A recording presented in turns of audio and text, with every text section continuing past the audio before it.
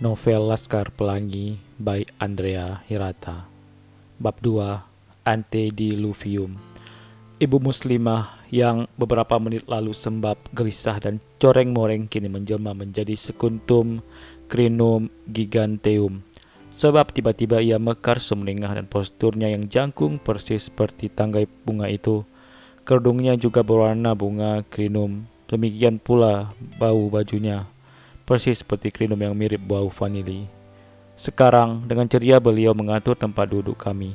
Pumus mendekati setiap orang tua murid di bangku panjang tadi, berdialog sebentar dengan ramah dan mengabsen kami. Semua telah masuk ke dalam kelas, telah mendapatkan teman sebangkunya masing-masing, kecuali aku dan anak laki-laki kecil kotor berambut keriting merah yang tak kukenal tadi. Ia tak bisa tenang, anak ini berbau hangus seperti bau karet terbakar. Anak pakcik akan sebangku dengan Lintang, kata Bu Mus pada ayahku. Oh, itulah rupanya namanya Lintang. Sebuah nama yang aneh. Mendengar keputusan itu, Lintang meronta-ronta ingin segera masuk kelas. Ayahnya berusaha keras menenangkannya. Tapi ia memberontak, menepis pegangan ayahnya, melonjak, dan menghambur ke dalam kelas, mencari bangku kosongnya sendiri. Di bangku itu ia seumpama balita yang dinaikkan ke atas tank.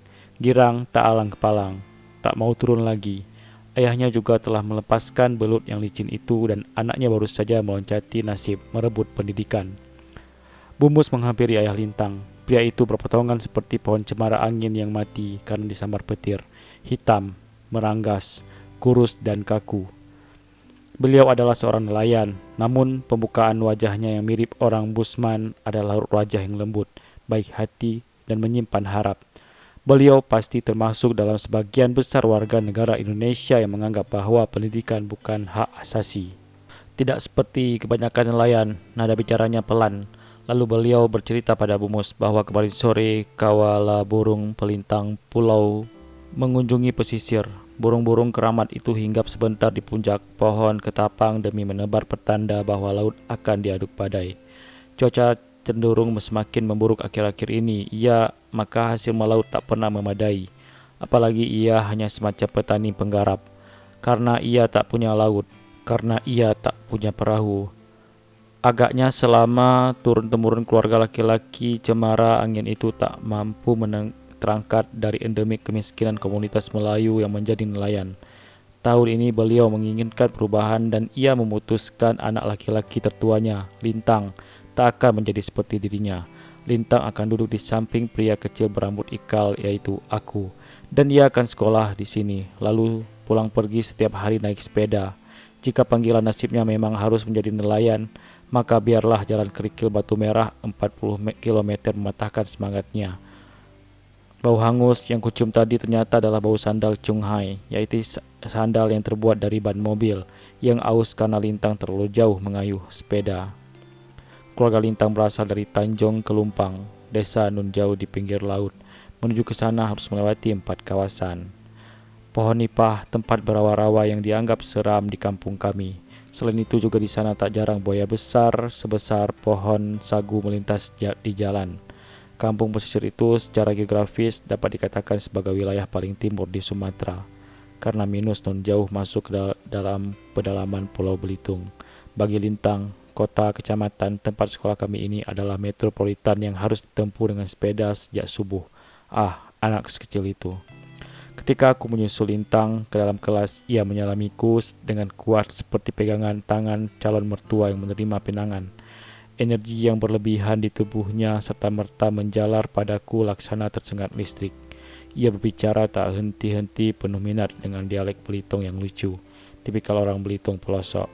Bola matanya bergerak-gerak cepat dan menyala-nyala. Ia seperti pilea, bunga meriam itu yang jika butiran air jatuh di atas daunnya, ia melontarkan tepung sari, semarak, spontan, mekar dan penuh daya hidup. Di dekatnya, aku merasa seperti ditantang mengambil ancang-ancang untuk sprint sejauh 100 meter. Sekecang apa engkau berlari? Begitulah makna tatapannya. Aku sendiri masih bingung. Terlalu banyak perasaan untuk ditanggung seorang anak kecil dalam waktu sedemikian singkat. Cemas, senang, gugup, malu, teman baru, guru baru, semuanya bercampur aduk. Ditambah lagi aku yaitu memiliki satu perasaan ngilu karena sepasang sepatu baru yang dibelikan ibuku. Sepatu ini selalu kusembunyikan di ke belakang. Aku selalu menekuk lututku karena warna sepatu itu hitam bergaris-garis putih. Maka ia tak tampak seperti sepatu sepak bola. Jelek sekali. Bahannya pun dari plastik yang keras. Abang-abangku sakit perut menahan tawa melihat sepatu itu. Waktu itu kami sarapan pagi. Tapi pandangan ayahku menyuruh mereka bungkam, membuat perut mereka kaku. Kakiku sakit dan hatiku malu dibuat sepatu ini. Sementara itu, kepala Lintang terus berputar-putar seperti burung hantu. Baginya penggaris kayu 1 meter, vas bunga tanah liat hasil prakarya anak kelas 6 di atas meja Bu Mus. Papan tulis yang lusuh dan kapur tumpul yang berserakan di atas lantai kelas yang sebagian telah menjadi tanah adalah benda-benda yang menakjubkan. Kemudian kulihat lagi pria cemara angin itu. Melihat anaknya demikian bergairah, ia tersenyum getir.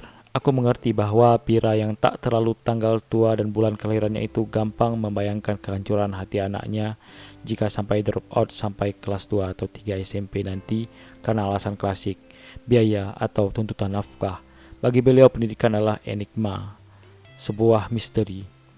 Dari 4 garis generasi yang diingatnya, baru Lintang yang sekolah. Generasi kelima sebelumnya adalah masa antediluvium, suatu masa di mana amat lampau ketika orang-orang Melayu masih berkelana untuk mencari dan sebagai nomad. Mereka berpakaian kulit kayu dan menyembah bulan.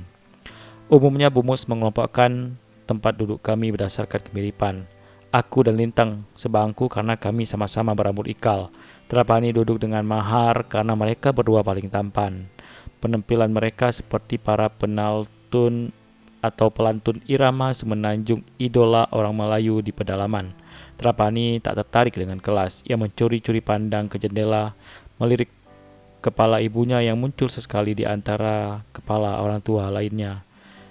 Tapi Borek dan Kucai didudukkan berdua bukan karena mereka mirip, tapi karena sama-sama susah diatur. Baru beberapa saat di kelas, Borek sudah mencoreng muka Kucai dengan menghapus papan tulis. Tingkah ini diikuti Sahara yang sengaja menumpahkan air minum Akiong sehingga anak Hokian itu menangis jadi-jadinya seperti orang ketakutan dipeluk setan. NH Sahara Aulia Fadilah binti Ka Muslim Ramdhani Fadilah.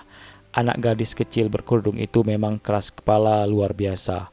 Kejadian itu menandai perseteruan mereka yang akan berlangsung akut bertahun-tahun.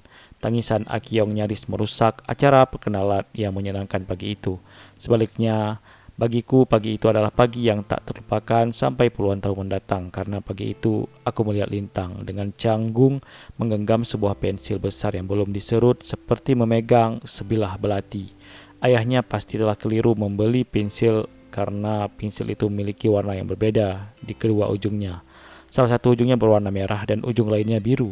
Bukankah pensil sebenarnya itu dipakai para tukang jahit untuk menggaris kain, atau para tukang sol sepatu untuk membuat garis pola pada permukaan kulit? Sama sekali bukan untuk menulis.